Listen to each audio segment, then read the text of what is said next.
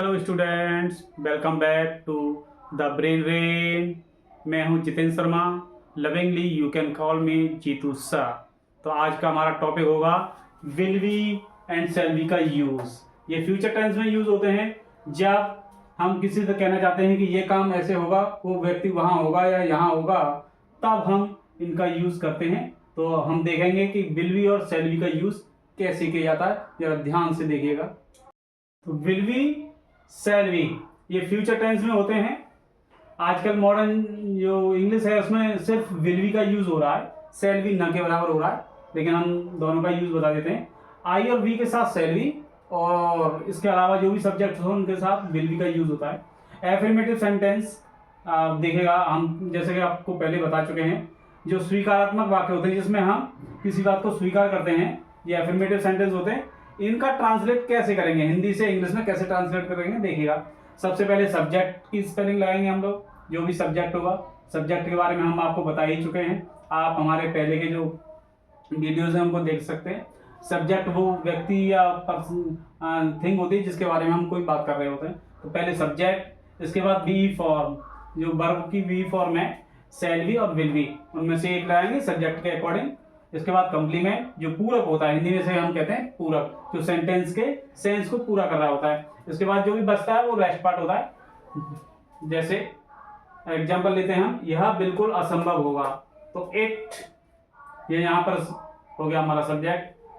Will be verb हो गई, और बिल्कुल असंभव ये हो गया हमारा compliment. It will be quite impossible. Next, वे हमारे सम्मानीय अतिथि होंगे।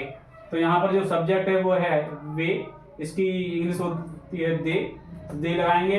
इसके बाद वर्ब बी, विल बी लगाएंगे यहाँ पर हम, दे विल बी। कौन होंगे ये? हमारे सम्मानीय अतिथि, आवर ऑनरेबल गेस्ट्स। नेक्स्ट, हम सफल होंगे, वी शैल बी सक्सेसफुल। इस तरह से आप बहुत सारे एग्जाम्पल ले सकते हैं। और इसका जो एफर्मेटिव है, इसके बाद नेक्स्ट जो होता है वो होता है हमारा नेगेटिव। तो जैसा कि आप जानते हैं, नेगेटिव सेंटेंस में नॉट आता है। किसी बात के लिए हम इनकार करते हैं, उसे कहते हैं हम नेगेटिव सेंटेंस। तो फिर से वही बात होगी हमारी आपसे कि जरा देख लीजिए, लाइक कर दीजिए और सब्सक्राइब कर दीजिए। जैसा कि आप जानते हैं, आपके सपोर्ट से ही हम आगे बढ़ पाएंगे। तो देखते हैं कैसे बनाएंगे इसको। तो नेगेटिव सेंटेंस को जब हम ट्रांसलेट करेंगे हिंदी से इंग्लिश में, तो सबसे पहले सब्जेक्ट की जो भी इंग्लिश है वो लगाएंगे। सेकंड नंबर पर ध्यान रखिएगा, विल और शैल आएगा। अब जो हमने जो बताया था विल बी, इसके बीच में नॉट आएगा। पहले शैल या विल अकॉर्डिंग टू सब्जेक्ट, उसके बाद फिर नॉट आएगा थर्ड नंबर पर, उसके बाद आएगा फिर बी, सॉरी माफ कीजिएगा, यहां लिखा जाएगा बी ई। तो यहां आएगा आपका बी ई। इसके बाद कंप्लीमेंट, पूरक जैसे कहते हैं हम। उसके बाद जो भी बचता है द रेस्ट पार्ट, उसे देखते हैं। जैसे आज आसमान साफ रहेगा, तो यहां हम बात कर रहे हैं आसमान की, तो आसमान हमारा सब्जेक्ट हो गया, तो इसकी स्पेलिंग ले लेते हैं हम, द स्काई।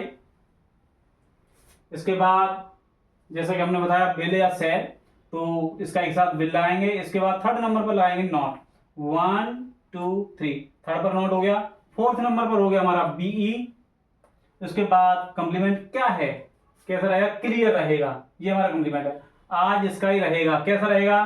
क्लियर रहेगा। इसके बाद क्या बचा?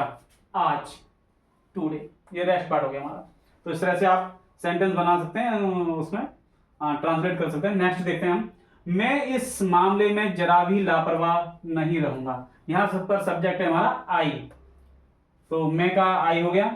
इसके बाद आई के साथ जैसे कि हमने बताया था शैल बी वाला यूज होता है, तो शैल आएगा यहाँ पर। इसके बाद थर्ड नंबर पर नॉट, इसके बाद भी आएगा, तो जो शैल बी है उसके बीच में नॉट आएगा। तो I shall not be the least careless, लापरवाह नहीं रहूंगा, जरा भी लापरवाह, थोड़ा सा भी लापरवाह नहीं रहूंगा। द लीस्ट केयरलेस, किस मामले में? इस मामले में। तो मैं इस मामले में, तो ये आएगा in this matter. You will, next है हमारा, you will never be a corrupt officer. आप कभी भी एक करप्ट ऑफिसर नहीं होंगे। तो यू, फिर विल, फिर नेवर। कभी नहीं की स्पेलिंग आप जानते ही हैं, इंग्लिश में नेवर लगाते हैं हम लोग कभी नहीं के लिए, नेवर। फिर वे, वी, अ करप्ट ऑफिसर। इसके बाद नेक्स्ट हमारा जो सेंटेंस है वो होगा हमारा इंटरोगेटिव सेंटेंस। इंटरोगेटिव सेंटेंस में सबसे पहले क्या आता है, और हमने आपको पहले बता चुके हैं कि जब सबसे पहले क्या आता है तो इसकी कोई इंग्लिश नहीं लगाई जाती, सिर्फ वर्ब लगा लेते हैं हम। तो सबसे पहले विल या shall according to subject. Second number पर सब्जेक्ट, सब्जेक्ट इसमें दुकानदार है। थर्ड नंबर पर अगर नॉट होती है तो नॉट इसमें है नहीं, इसे छोड़ देते हैं, आगे पढ़ते हैं। इसके बाद फोर्थ नंबर पर कंप्लीमेंट, कंप्लीमेंट है हड़ताल पर। और उसके बाद रेस्ट पार्ट अगर कुछ होता है तो क्या दुकानदार हड़ताल पर रहेंगे या क्या दुकानदार हड़ताल पर होंगे, इसके लिए सबसे पहले will, subject the shopkeepers, will we on the strike. Next हमारा होगा क्या भारत एक विकसित देश बनेगा, तो will India be a developed country. Next होगा हमारा W H type interrogative sentence. W H type interrogative sentence में जो क्वेश्चन वर्ड हैं, क्या, कब, क्यों, कैसे, कहां, ये सेंटेंस के बीच में आते हैं। हिंदी के जो सेंटेंस होते हैं उनके बीच में आते हैं, इनको हम डब्ल्यू एच वर्ड कहते हैं। तो जब हम इसको ट्रांसलेट करते हैं तो देखिए क्या करते हैं, सबसे पहले इन्हीं की जो इंग्लिश होती है वो लगाते हैं W H word. Number first W H word जो भी है, कब, कहां, क्यों, कैसे, इनमें से जो भी होगा उसकी इंग्लिश लगाएंगे। सेकंड नंबर पर विल या सेल। थर्ड पर सब्जेक्ट, इसके बाद नॉट अगर होती है तो। नेक्स्ट बी, इसके बाद कंप्लीमेंट, और इसके बाद लास्ट में द रेस्ट पार्ट। एग्जांपल देख लीजिएगा, तुम कल प्रयागराज में कहां होगे, तो देखिएगा कहां, ये है आपका क्वेश्चन वर्ड। तो सबसे पहले उठा करके इसी की इंग्लिश लगाएंगे वेयर। फिर विल सेल, तो इसमें से विल लगेंगे हम सेकंड नंबर पर। इसके बाद थर्ड नंबर पर सब्जेक्ट, सब्जेक्ट क्या है हमारा, तुम, यहां पर तुम सब्जेक्ट है, तो थर्ड नंबर पर सब्जेक्ट हो गया। इसके बाद फोर्थ पर देखिए नॉट तो है नहीं, नॉट छोड़ देते हैं।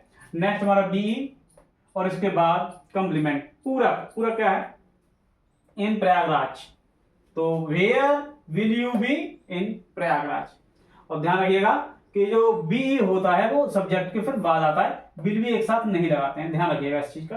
नेक्स्ट, चीन एक शांतिपूर्ण देश कब होगा, तो यहां पर कब, ये देखिएगा कब सेंटेंस के, हिंदी सेंटेंस के बीच में आ रहा है, यही क्वेश्चन वर्ड है, यही क्वेश्चन पूछ रहा है। तो सबसे पहले इसी की इंग्लिश व्हेन, इसके बाद be form of verb will, subject China, हमारा चाइना के बारे में बात करें, China, when will China be a peaceful country.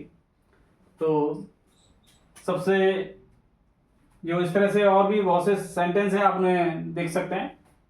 और अगर कोई बात अगर आपकी समझ में नहीं आ रही है तो आप हमें कमेंट भी कर सकते हैं। और एक बार फिर से हम आपको धन्यवाद देंगे जो आप हमें लाइक कर रहे हैं, और हो सके तो सब्सक्राइब भी कर दीजिए। आपके सपोर्ट से हम आगे बढ़ेंगे। थैंक्स।